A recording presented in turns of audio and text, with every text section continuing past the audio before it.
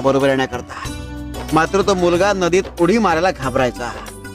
मग एक दिवस त्या माणसाने काय केलं, मुलाच्या न कळत त्याला पाण्यात ढकलून दिला. त्याला पोहता यायचं? छे, मुलाला पोहता येतच नव्हतं. मग तो पाण्यात पडला, हातपाय मारायला लागला. मग आता तो मुलगा बुडणार. त्या क्षणी त्या वडिलांनी त्याला बाहेर काढला.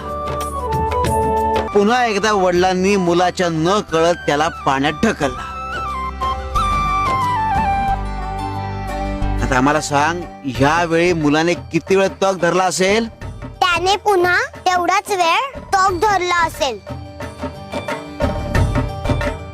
त्याने मागच्या वेळेपेक्षा 10 पट जास्त वेळ तग धरला. हे कसं शक्य आहे? कारण त्याला विश्वास होता की तो बुडायला लागला तर त्याचे वडील त्याला बाहेर